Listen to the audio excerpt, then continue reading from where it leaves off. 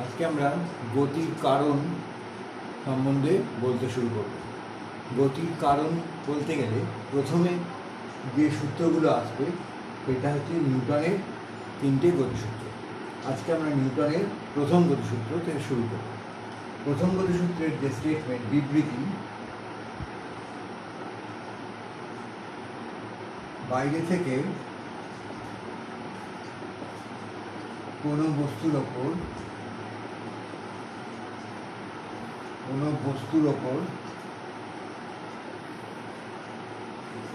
বল প্রয়োগ না করলে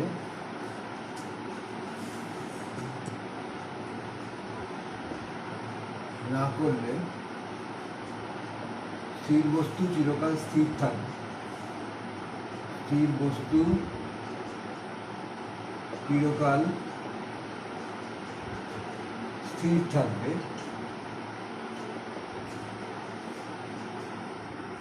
এবং সচল বস্তু বা গতিশীল বস্তু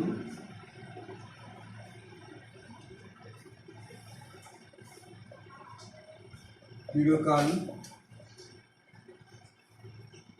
সমবেগে সরলরেখা অবলম্বন করে চলতে থাকে। সরলরেখা অবলম্বন করে চলতে থাকে।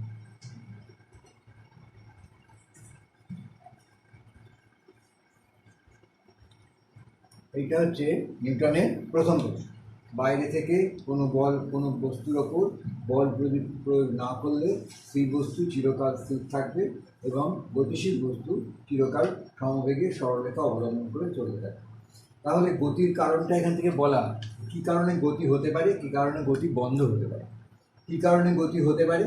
যে বাইরে থেকে বল প্রয়োগ করলে গতি শুরু হতে পারে। আর যদি বল প্রয়োগ না করা হয় তাহলে স্থির বস্তু চিরকাল স্থির থাকে এবং গতিশীল বস্তু যদি চলতে থাকে তাহলে একই বেগে চলতে থাকে। আর যদি বল প্রয়োগ করা হয় তাহলে স্থির বস্তু স্থির অবস্থা থেকে গতিশীল অবস্থায় যেতে পারে, আর গতিশীল বস্তু সে আরও জোরে যেতে পারে বা থেমে যেতে পারে। এইটা হচ্ছে নিউটনের গতিসূত্রে আমরা দেখতে পেয়েছি যে একটা বস্তুকে যদি আমি গড়িয়ে দিই, যতক্ষণ আমরা তার উপর বল প্রয়োগ না করব সে একই গতিবেগে চলতে থাকবে। কিন্তু আমরা দেখতে পাই বস্তুটা থেমে যাচ্ছে। কেন থেমে যাচ্ছে? না বাতাসের বাধা বা মাটির ঘর্ষণ, এইসব বল বাইরে থেকে বস্তুর উপর প্রযুক্ত হচ্ছে, সেই জন্য বস্তুটা থেমে যাচ্ছে। তো নিউটনের এই গতিসূত্র থেকে আমরা দুটো জিনিস পাই। একটা হচ্ছে, 1 নম্বর হচ্ছে পদার্থের জাড্য ধর্ম। পদার্থের জাড্য ধর্ম inertial property.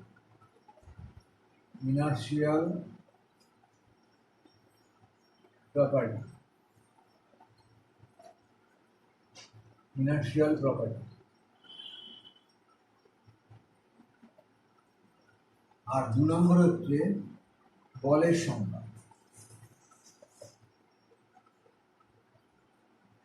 Definition of force. এটা হচ্ছে ডেফিনেশন অফ ফোর্স।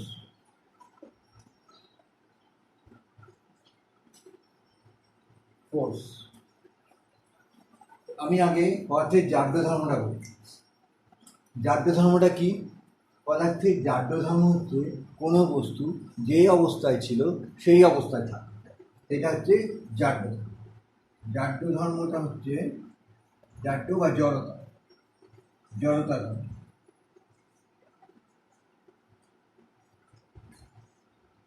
এইটা কোনো বস্তু যে অবস্থায় ছিল সেই অবস্থায় থাকতে চায়। কোনো বস্তু যে অবস্থায়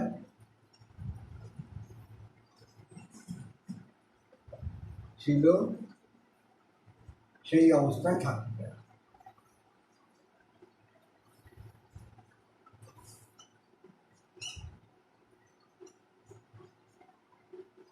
চায়।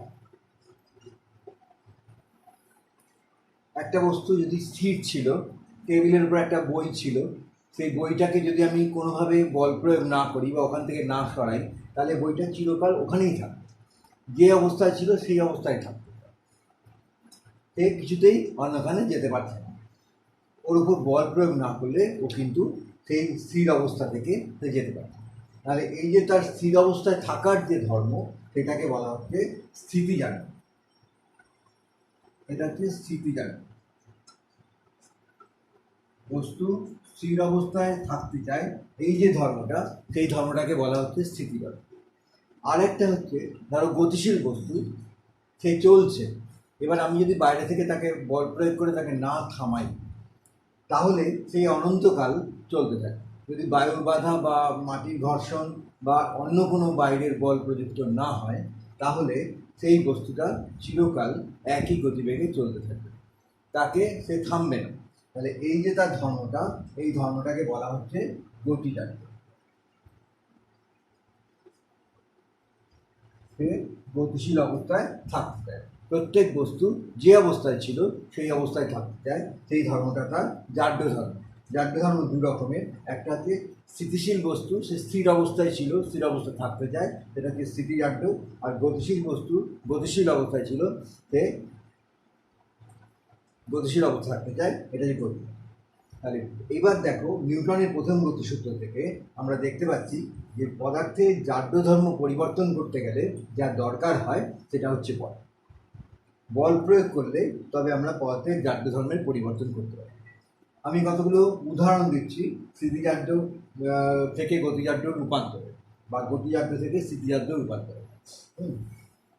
গতিজাড্য স্থিতিজাড্যের উদাহরণ হচ্ছে একটা বস্তু স্থির অবস্থায় রয়েছে, সেটা হচ্ছে স্থিতিজাড্যের উদাহরণ।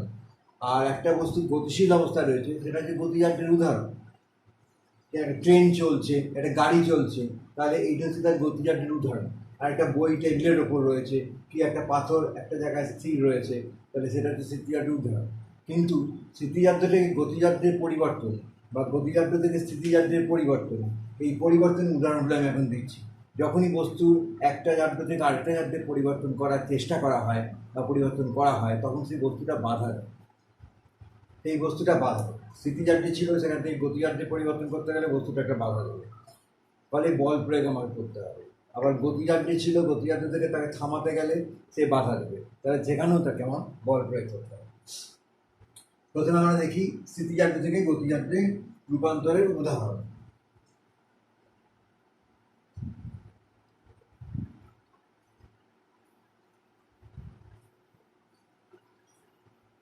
স্থিতিজাড্য থেকে গতিজাড্যে রূপান্তরের উদাহরণ।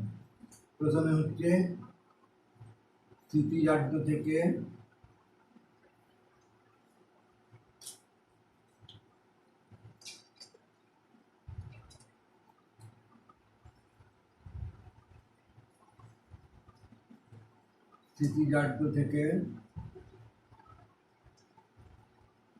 গতিজাড্যে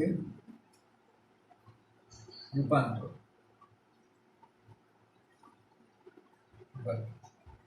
তাহলে একটা বস্তু, ধরো বাসের উদাহরণটাকে দিই। একটা স্থির বাস ছিল, স্থির বাস, সব বস্তু স্থির অবস্থায় ছিল। যখন বাসটা চলতে শুরু করলো, তখন বাসের মেঝের সঙ্গে এই কোনো লোক, আমরা ধরো বাসের মধ্যে বসে আছি, তখন বাসের মেঝেটা, বাসটা যখন চলতে শুরু করলো, বাসের মেঝেটা চলতে শুরু করলো, মেঝের সঙ্গে আমাদের পাটা গতিশীল অবস্থায় থাকলো, গতিশীল অবস্থায় চলতে শুরু করলো। কিন্তু তার মাথাটা, আমাদের মাথাটা, সে কিন্তু স্থিতিশীল অবস্থায় রয়েছে, মানে স্থিতিজাড্য বজায় রাখার চেষ্টা করছে। তখন আমরা কি করি? পিছন দিকে হেলে যাই। বাসটা যখন চলতে শুরু করে, তখন আমরা পিছন দিকে হেলে যাই, আমাদের মাথাটা স্থির অবস্থায় রয়েছে, স্থিতিজাড্য বজায় রাখার চেষ্টা করছে, আমার পাটা গতিশীল হয়ে গেছে, তখন আমি পিছন দিকে হেলে যাই। একটা চলন্ত ট্রেন থেকে যখন আমি না, ট্রেনটা যখন, বাসটা যখন চলতে শুরু করলো, এরকম অবস্থা হবে। আবার ধরো একটা এরকম কাপের ওপরে একটা পোস্টকার্ড রাখা হচ্ছে, একটা পোস্টকার্ড রাখা, পোস্টকার্ডের ওপর একটা বল রাখা আছে। এবার আমি যদি এই পোস্টকার্ডটাকে খুব জোরে বল প্রয়োগ করি, খুব জোরে বল প্রয়োগ করলে তখন দেখা যাবে পোস্টকার্ডটা এখান থেকে বেরিয়ে গেছে, বলটা এর মধ্যে পড়ে গেছে। মানে এত জোরে এই পোস্টকার্ডটাও স্মৃতিজাড্য ছিল, বলটাও স্মৃতিজাড্য ছিল। পোস্টকার্ডের স্মৃতিজাড্যটাকে পরিবর্তন করছি খুব জোরে, বলটা প্রয়োগ করে দ্রুত পরিবর্তন করছি, কিন্তু ওর উপরে যে বলটা আছে সেই বলটা কিন্তু স্মৃতিজাড্য পরিবর্তন হচ্ছে না, তখন বলটা এর মধ্যে পড়ে যাবে। আবার ধরো ক্যারাম বোর্ডে তোমরা যদি একটা গুটির উপর আরেকটা গুটি রাখো, নিচের গুটিটা খুব জোরে তুমি স্ট্রাইক করো, তখন দেখবে ওপরের গুটিটা সেইখানে পড়ে গেছে, নিচের গুটিটার তার স্মৃতিজাড্য পরিবর্তন হয়ে গেছে, কিন্তু ওপরের গুটিটা তার স্মৃতিজাড্য পরিবর্তনের সময় পায়নি, ফলে ওপরের গুটিটা ওইখানে পড়ে গেছে। একটা কাঁচের জানলায় যদি আমি একটা ঢিল মারি, ঢিলের বেশি গতিশক্তি নেই, ফলে দেখা যাচ্ছে ঢিলটা যেখানে পড়ছে সেইখানে যে কাঁচের অণুগুলো আছে সেই কাঁচের অণুগুলো স্মৃতিজাড্যে ছিল, তাহলে সেগুলো যখন গতিজাড্যে পরিণত হচ্ছে, তার যখন গতিজাড্যে পরিণত হচ্ছে আশেপাশের অণুগুলোরও গতিজাড্য পরিবর্তন হয়ে যাচ্ছে, ফলে কাঁচটা ভেঙে যাচ্ছে জায়গায় জায়গায়। কিন্তু যদি আমি একটা বুলেট দিয়ে একটা যদি বন্দুক দিয়ে গুলি করি কাঁচের ওই জায়গাটাতে, তাহলে গুলিটার গতিশক্তি অনেক বেশি, সে ওই কাঁচের যে জায়গাটাতে গুলিটা লাগলো শুধু সেই জায়গাটা একটা গোল ছিদ্র হয়ে যাবে। কারণ কি না, ও ওইখানে গিয়ে যখন গুলিটা মারছে তখন ওই জায়গাটার অণুগুলোর ওর গতিশক্তিটা এত, মানে বুলেটটার গতিশক্তি এত বেশি, ওই জায়গার অণুগুলোর গতিশক্তিটাকে পরিবর্তন তাড়াতাড়ি হয়ে যায়, কিন্তু আশেপাশের অণুগুলোর গতিশক্তি পরিবর্তন করার সময় পাচ্ছে না। ফলে ওই জায়গাটা একটা গোল ছিদ্র হয়ে যায়। এগুলো হচ্ছে স্মৃতিজাড্য থেকে গতিজাড্যে রূপান্তরের উদাহরণ। এবার যদি উল্টোটা দেখি, যে গতিজাড্য থেকে স্মৃতিজাড্যে রূপান্তর, গতিজাড্য থেকে স্মৃতিজাড্য।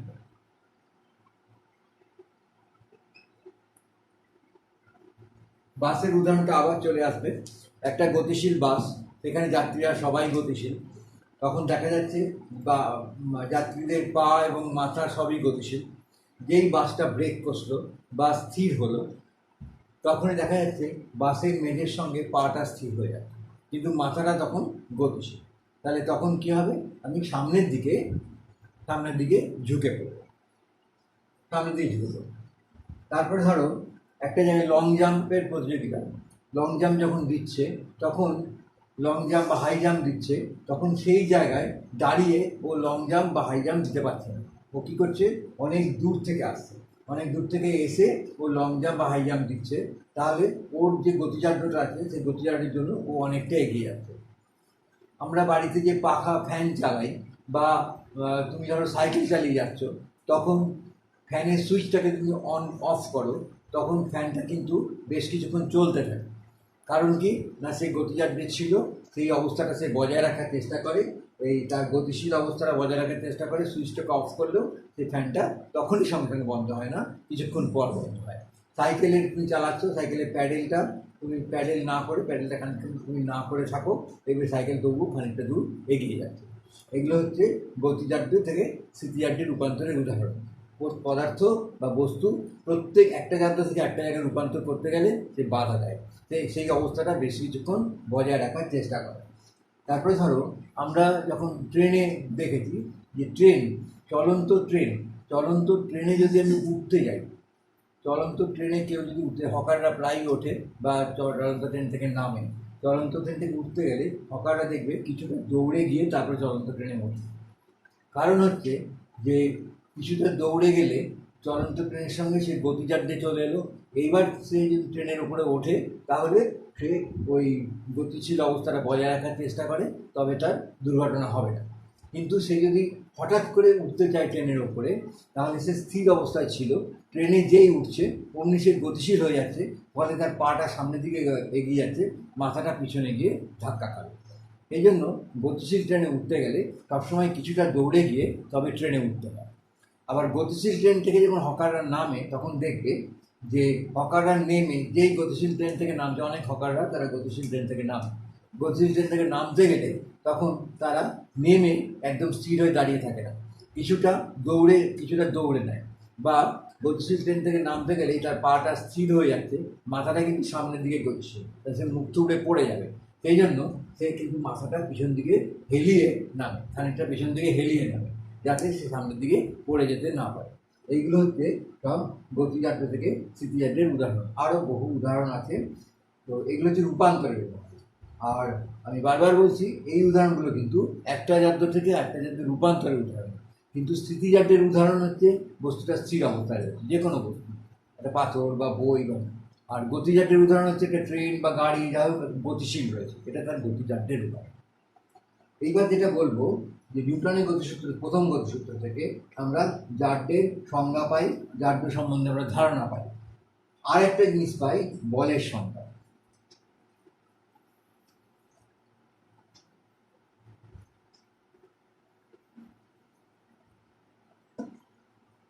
দুই নম্বরটা হচ্ছে বলের সংজ্ঞা।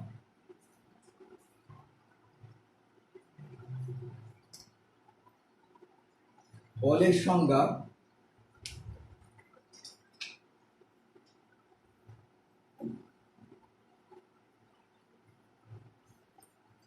যে এখান থেকে বলছে যে কোনো বস্তুর ওপর বল প্রয়োগ করলে তবে তার অবস্থার পরিবর্তন হবে, বা সে স্থিতিজাড্য থেকে গতিজাড্যে যাবে বা গতিজাড্য থেকে স্থিতিজাড্যে যাবে।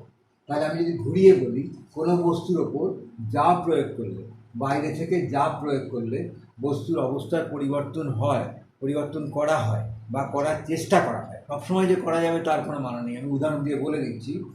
হ্যাঁ, কোনো বস্তুর ওপর যা প্রয়োগ করলে বস্তুর অবস্থার পরিবর্তন করা হবে বা অবস্থার পরিবর্তন করার চেষ্টা করা হবে, তাকেই বলা হয় বল। যেমন ধরো, একটা স্থির বস্তু স্থির অবস্থায় রয়েছে, স্থিতিজাড্যে রয়েছে। আমি বাইরে থেকে একটা বল প্রয়োগ করলাম, বল প্রয়োগ করে তার গতির অবস্থাটা পরিবর্তন করলাম, বস্তুটা গতিশীল হলো, একটা বইকে আমি ঠেললাম। কিন্তু ধর দেওয়াল, আমি সারাদিন ধরে দেওয়ালটাকে ঠেলে যাচ্ছি, ঠেলে গেলে কি হচ্ছে, দেওয়ালটা আমি গতিশীল অবস্থায় স্থির অবস্থায় পরিবর্তন করার চেষ্টা করতে পারছি না। চেষ্টা করছি কিন্তু পারছি না, কিন্তু আমি বল প্রয়োগ করছি। তাহলে আমরা তার স্থিতিজ অবস্থা পরিবর্তন করছি বা পরিবর্তন করার চেষ্টা করছি। হ্যাঁ, আবার ধরো গতিশীল বস্তু, একটা কেউ যাচ্ছে, এই একটা দৌড়ে যাচ্ছে, ধরো আমি ধরো আমি স্পোর্টসের মাঠে, তুমি দৌড়াচ্ছ। তাহলে তুমি দৌড়াতে দৌড়াতে যখন ট্র্যাকটা শেষ হয়ে গেল এন্ড পয়েন্টে, সেখানে গিয়ে তোমাকে থামতে গেলে তুমি ওইখানে থামতে পারছো না, কারণ তোমার গতিজড়তা আছে, গতিজাড্য আছে, তুমি বেশ কিছু গিয়ে থামছো। কিন্তু তুমি কি করছো না, তোমার মধ্যে একটা বিরুদ্ধ বল তৈরি করছো, তৈরি করে ওইখানে তোমাকে থামতে হবে। তাহলে তোমার গতিশীল অবস্থার বিরুদ্ধে তুমি একটা বল প্রয়োগ করছো, এটা তোমার মধ্যে তৈরি হচ্ছে, ফলে তুমি থামছো। এবার ধরো একটা গাড়ি, এই গাড়ি যাচ্ছে বা একটা বস্তু যাচ্ছে, সেই বস্তুটাকে আমি বাইরে থেকে বল প্রয়োগ করে ওকে থামানোর চেষ্টা করছি। তাহলে ওর গতিশীল, ওকে থামিয়ে ওকে স্থির করলাম, তাহলে ওর বিরুদ্ধে একটা বল প্রয়োগ করলাম, তাই গতিশীল অবস্থা থেকে ও স্থিতিশীল অবস্থায় এলো। এইটা হচ্ছে বল। তাহলে বল প্রয়োগ না করলে বস্তু কখনো তার স্থির অবস্থা থেকে গতিশীল অবস্থা বা গতিশীল অবস্থা স্থিতিশীল অবস্থায় যেতে পারে। তাহলে এইটাই হচ্ছে বলের সংজ্ঞা। বাইরে থেকে যা প্রয়োগ করলে বস্তু অবস্থার পরিবর্তন হয় বা অবস্থার পরিবর্তন করার চেষ্টা করা হয়, স্থির অবস্থা থেকে গতিশীল অবস্থা বা গতিশীল স্থির অবস্থা, এটাই হচ্ছে বল। বলের সংজ্ঞা এটা হলো। এবার বল, কত রকমের বল? অনেক রকমের বল। প্রথম কথা, আমরা অনেক ধরনের বল আছে।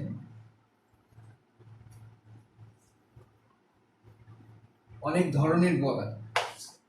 প্রথম বল, এক ধরনের বল হচ্ছে, এটা হচ্ছে স্পর্শজনিত বল, কন্ট্যাক্ট ফোর্স।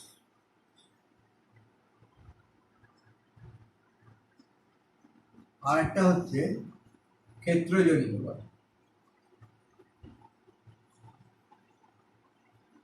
Field force.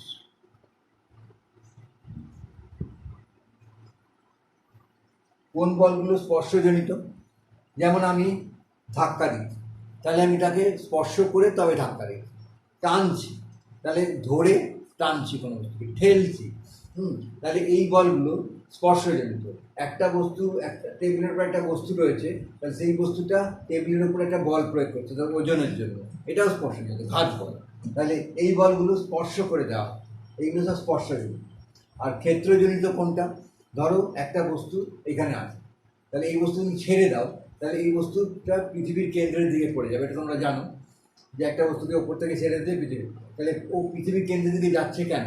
পৃথিবী একটা বলে তাকে টানছে, তাহলে এই পৃথিবীর সঙ্গে তার কন্ট্যাক্ট নেই, তার স্পর্শ নেই, কিন্তু পৃথিবী তাকে টানছে।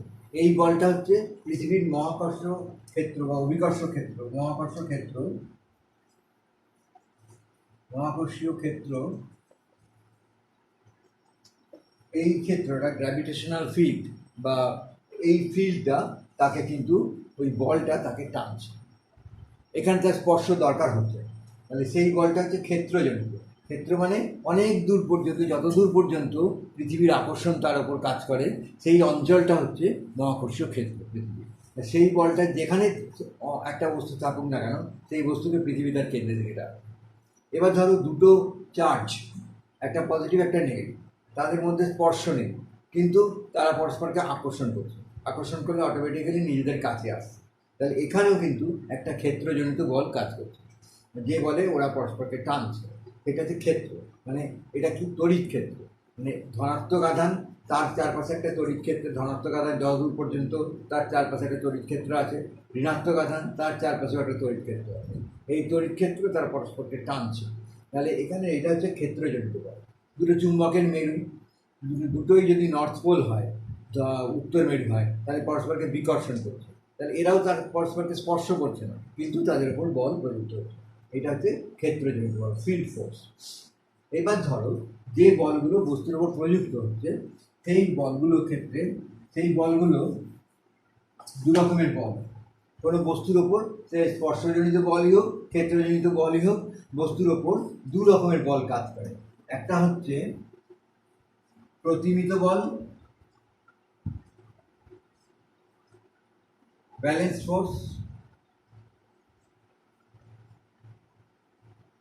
ফোর্স, প্রতিমিত বল। আরেকটা হচ্ছে অপ্রতিমিত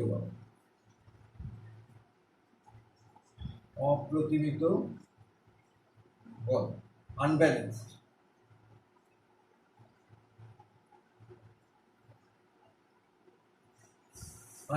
ফোর্স, অপ্রতিমিত বল। যেমন ধরো এইটার ওপরে, টেবিলটার ওপরে একটা বস্তু আছে, আমি বস্তুটার উপর একটা বল প্রয়োগ করলাম, এফ, খুব অল্প পরিমাণ বল প্রয়োগ করলাম, বস্তুটা চললো না। তার মানেটা কি? আমি যে বলটা বাইরে থেকে প্রয়োগ করছি সেই বলটাকে কেউ প্রশমিত করছে, উল্টো দিকে কোনো একটা বল তাকে প্রশমিত করছে, ফলে বস্তুটা চলছে। উল্টো দিকে বলটা কি? ঘর্ষণ বল, ভূমির ঘর্ষণ বল। এই ভূমির ঘর্ষণ বল এই বলটাকে প্রশমিত করছে, তাহলে এইটা হচ্ছে প্রতিমিত বল, মানে দুটো বল পরস্পরকে প্রশমিত করে দিচ্ছে, ক্যান্সেল করে দিচ্ছে, তাহলে এইটা হচ্ছে প্রতিমিত বল, বস্তুটা তার ফলে যাচ্ছে না।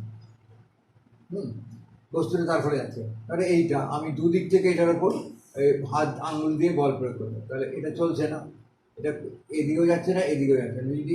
যদি এইদিকে যায় তার মানে এই হাতের আঙুলের বলটা বেশি, আর যদি এই দিকে যায় তাহলে এই হাতের আঙুলের বলটা বেশি।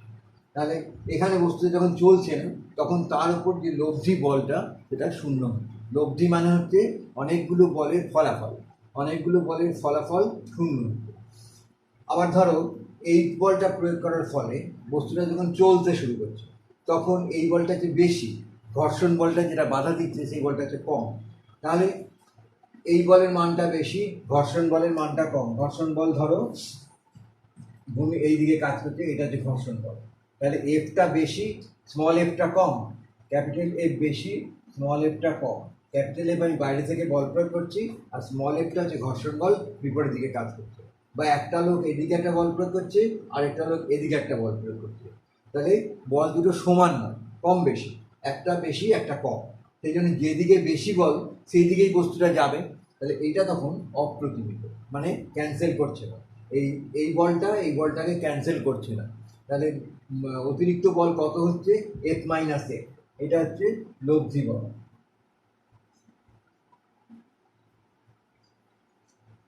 এফ মাইনাস এফ, এইটা এফ, ক্যাপিটাল এফটা বড়, স্মল এফটা ছোট, সেই জন্য যেদিকে ক্যাপিটাল এফ সেদিকেই বস্তুটা যাচ্ছে।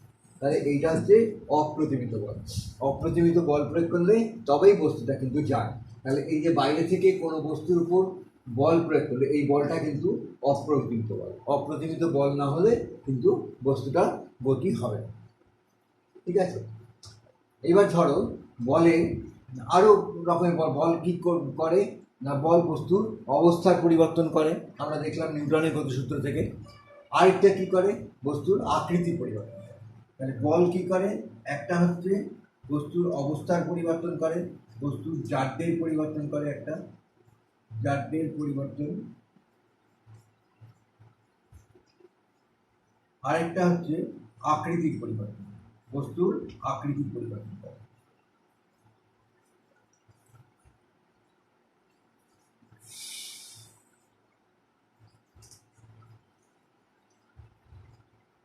আকৃতির পরিবর্তন দুটোই জাড্যের পরিবর্তন করে বা করার চেষ্টা করে, আকৃতির পরিবর্তন করে বা করার চেষ্টা করে।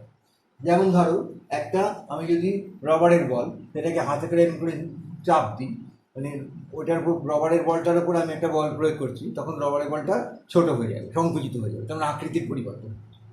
আবার একটা পাথর, সেটাকে আমি চাপ দিচ্ছি, ওর উপর বল প্রয়োগ করছি, কিন্তু পাথরটা আকৃতি পরিবর্তন হচ্ছে না। তাহলে বল আকৃতি পরিবর্তন করে বা চেষ্টা করে, পরিবর্তন করে বা চেষ্টা করে, সবসময় কিন্তু এইটা চেষ্টা করে।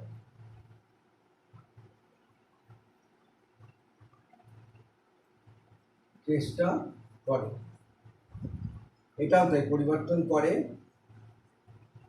বা চেষ্টা করে।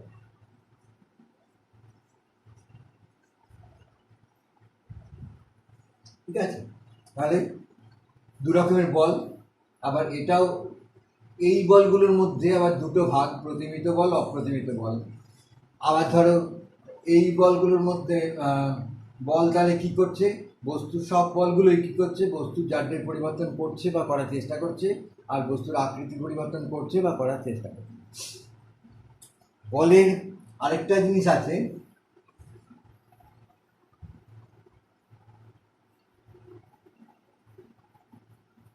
বলের সংযোজন এবং বল বিভাজন। বল কি ধরনের রাশি, বলের দিক আছে, মানও আছে।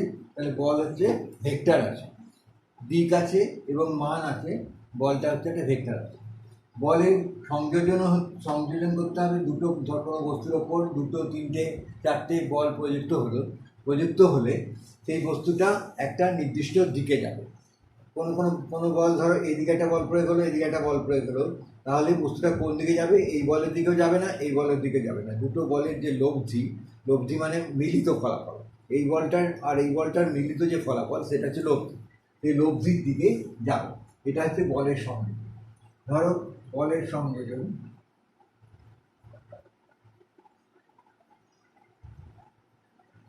বলের সংযোজন, এইদিকে একটা বল, এটা হচ্ছে পি, এইদিকে একটা বল, এটা হচ্ছে কিউ। দুটো বল, পি একটা বল, কিউ একটা বল। তাহলে এখানে যদি কোনো একটা বস্তু থাকে, সেই বস্তুটার ওপর এইদিকে একটা পি বল প্রযুক্ত হলো, একই সঙ্গে এইদিকে একটা কিউ, একই সঙ্গে সাইমালটেনিয়াসলি, একই সঙ্গে। তুমি আজকে একটা পি বল প্রয়োগ করলে কালকে একটা পি বল প্রয়োগ করলে তাহলে হবে না, একই সঙ্গে করলে এই বস্তুটা কোন দিকে যাবে, তুমি একটা সামান্তরিক করো, সামান্তরিকের কর্ণটা যেদিকে, এটা হচ্ছে সামান্তরিকের কর্ণ, তাহলে এই বস্তুটা এই দিকে যাবে, এটা ধরো আর। তাহলে পি বল এবং কিউ বল দুটোর লব্ধিটা হচ্ছে আর, মানে এই দুটোর মিলিত ফলাফল হচ্ছে আর, তখন বস্তুটা এই আর বরাবর যাবে। এটা হচ্ছে বলের সামান্তরিক সূত্র।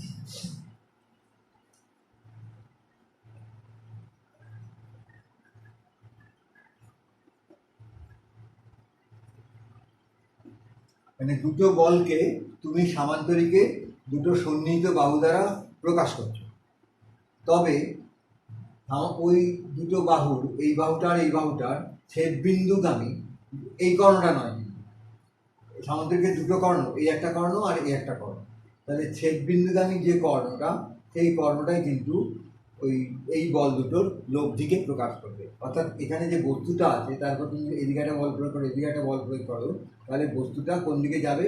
এই দুটো বলের যে লব্ধি যেদিকে সেই দিকে বস্তুটা যাবে। এটা হচ্ছে বলের সংযোজন নিয়ম, দুটো বল একসঙ্গে চলবে। হ্যাঁ, যেমন ধরো এই তাহলে একসঙ্গে যদি আরও অনেক বল প্রযুক্ত হয় তাহলে সব বলের মিলিত একটা লব্ধি আছে, সেই লব্ধির দিকে বস্তুটা যাবে। এবার ধরো একটা বস্তুর উপর আমি এদিকে একটা বল প্রয়োগ করলাম, এদিকে বল করলাম, এদিকে চারদিকে বল প্রয়োগ করলাম, তাদের মিলিত ফলাফলটা শূন্য হয়ে গেল। তখন বস্তুটা কিন্তু ওইখানে স্থির থাকে, তখন সেই বলটা হচ্ছে প্রতিমিত। তখন অতগুলো বল একসঙ্গে একটা প্রতিমিত বল সংস্থার সৃষ্টি করছে। কিন্তু যদি বস্তুটা গতিশীল হয় বা একটা লব্ধিটা যদি শূন্য না হয় তখন সেটা কিন্তু অপ্রতিমিত হয়। আরেকটা হচ্ছে বলের বিভাজন। বলের বিভাজন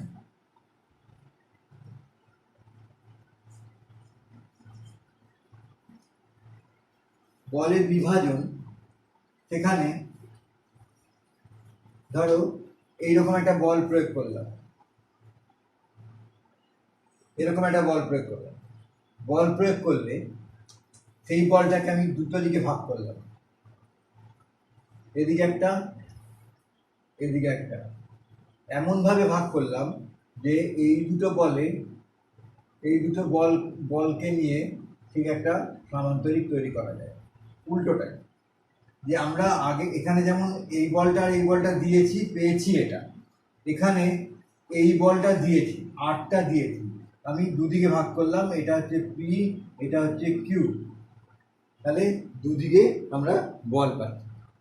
হ্যাঁ, যেমন ধর একটা রোলার একটা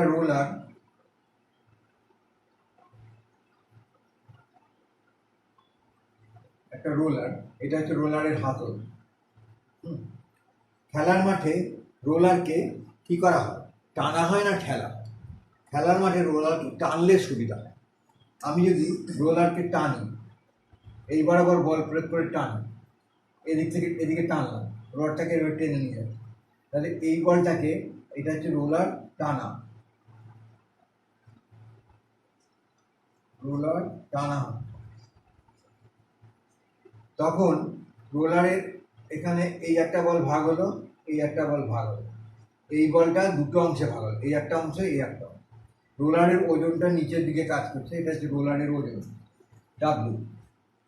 তখন এই বলটা, রোলারকে আমি টানছি, এই বলটা সে কী করছে? ওজনটাকে কমিয়ে দিচ্ছে খানিকটা। ওজনটা যেদিকে, এই বলটার উল্টো দিকে ওজনটাকে কমিয়ে দিচ্ছে, ফলে খানিকটা হালকা হয়ে যায়।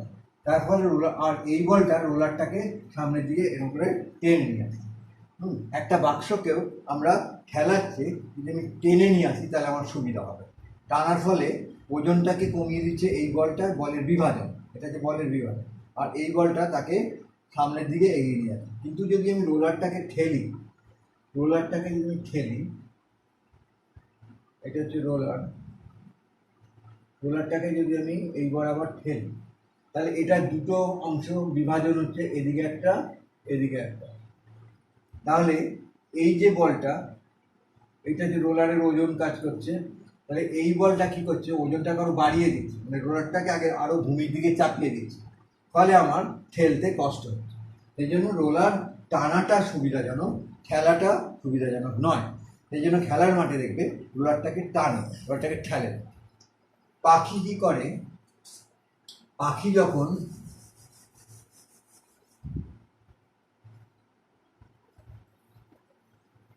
যখন আকাশে ওড়ে, তখন পাখি তার দুটো ডানা দিয়ে এরকমভাবে চাপ দেয়, ভূমির ওপর বল প্রয়োগ করে, বাতাসের ওপর বল প্রয়োগ করে। তাহলে পাখি দুটো ডানা দিয়ে, এই একটা ডানা এদিকে বল প্রয়োগ করছে, আর এই একটা ডানা এদিকে বল, এইরকমভাবে বল। তাহলে দুটো ডানা, বাতাস তাকে কি করে? বাতাস তখন তার বিপরীত দিকে একটা প্রতিক্রিয়া দেয়, বাতাস তাকে এই দিকে একটা প্রতিক্রিয়া দেয়, বিপরীত দিকে, উল্টো দিকে প্রতিক্রিয়া দেয়। এইটাকে যদি আমি দুটো অংশে ভাগ করি, এদিকে একটা, এদিকে একটা, এটাকে এদিকে একটা, এদিকে একটা ভাগ করি, তাহলে এই দুটো বল উল্টো দিকে, ফলে এরা ক্যান্সেল করে যাবে। আর এই দুটো বল পাখিকে ওপর দিকে তুলে দিচ্ছে, তখন পাখি ওপর দিকে উঠতে পারে। তাহলে বাতাস না থাকলে কিন্তু পাখি উঠতে পারবে না। নদীতে ধরো এটা হচ্ছে নদী, নদীতে নৌকাকে যখন গুণ টানা হয়, এটা হচ্ছে নৌকা, নৌকাকে যদি গুণ টানা হয়, গুণ টানা মানে তুমি নৌকাটার ওপরে তুমি ধরো একটা দড়ি দিয়ে, অনেক সময় দড়ি দিয়ে এই পার বরাবর নৌকাটাকে একটা লোক, সে এখানে এরকম দড়ি আছে, সেই দড়িটা দিয়ে পার বরাবর এরকম লোকটাকে নৌকাটাকে নিয়ে যাচ্ছে লোকটা। তো নদীর তীরে একটা লোক নৌকার সঙ্গে একটা দড়ি বেঁধে সেই দড়িটা ধরে নৌকাটাকে টেনে টেনে নিয়ে যাচ্ছে, এটাকে বলা হচ্ছে গুণ টানা বলা হয়, গুণ টানা। এইটা করলে এই বলটার দুটো উপাংশ, এগুলোকে বলে উপাংশ। বলের বিভাজন যেটা করা হচ্ছে, বিভাজনের এইটা পি এবং কিউ, এগুলোকে বলে উপাংশ। তাই গুণ টানলে একটা বল এইদিকে কাজ করছে আর একটা বল এইদিকে, এই যে বলটা এফ বলটার এটা হচ্ছে পি, এটা হচ্ছে কিউ, দুটো উপাংশ বলের বিভাজন। এবার এই বলটা নৌকাকে তীরের দিকে ঠেলে দিচ্ছে আর এই বলটা সামনের দিকে এগিয়ে যাচ্ছে। তখন মাঝি সে তার নৌকার হাল দিয়ে তার বিপরীত দিকে, এই বলটার বিপরীত দিকে একটা বল প্রয়োগ করে এই বলটাকে ক্যান্সেল করে, ক্যান্সেল না করে তো তীরের সঙ্গে ঠেকে যাবে। আর এই বলটা ও নৌকাটাকে এগিয়ে নিয়ে যেতে সাহায্য করে। জল না থাকলে এই ধরনের জিনিসটা হয়। আবার ধরো নৌকার দুদিকে, নদীর পাড়টা সরু, তাহলে এদিকে একটা লোক টানছে, এদিকে একটা লোক টানছে। যদি দুদিকে টানে, নৌকাটা ধরো এইরকম হচ্ছে নৌকাটা, তাহলে এইদিকে একটা লোক টানছে আর এইদিকে একটা লোক টানছে। এই পাড়টা, এই পাড় দিয়ে একটা লোক টানছে, এই পাড় দিয়ে একজন লোক নিয়ে যাচ্ছে আর এই পাড় দিয়ে একজন লোক। তখন এইদিকে একটা, এটা F1 বল, এদিকে F2 বল, তখন এই দুটো বলের লব্ধি যেদিকে, এই দুটো বলের লব্ধি হচ্ছে এইটা, তখন নৌকাটা এইদিকে যাবে। ধরো এই নদীর পাড় দিয়ে একটা লোক টানছে এইরকম একটা দড়ি দিয়ে টানছে, আর এই নদীর পাড় দিয়ে আরেকটা লোক টানছে এরকম একটা দড়ি দিয়ে টানছে, তাহলে এইদিকে একটা বল প্রয়োগ হচ্ছে, এদিকে একটা বল প্রয়োগ, তখন এই দুটো বলের লব্ধি হচ্ছে এইটা। তাহলে নৌকাটা তখন মাঝ বরাবর এইদিকে যাবে, এদিকেও যাবে না এদিকেও যাবে না, এই দুটো বলের লব্ধি। এটা হচ্ছে সংযোজন, এটা হচ্ছে সংযোজন। আগেটা যেমন বিভাজন দেখালাম, এইটা হচ্ছে সংযোজন। তাহলে এইভাবে বলের সংযোজন বিভাজন হয় আর বলের দ্বারা অবস্থার পরিবর্তন করা হয় বা করার চেষ্টা করা হয়। পরের দিন নিউটনে দ্বিতীয় গতিসূত্র পড়াবো, দ্বিতীয় গতিসূত্র থেকে বলের পরিমাপ করা হয়।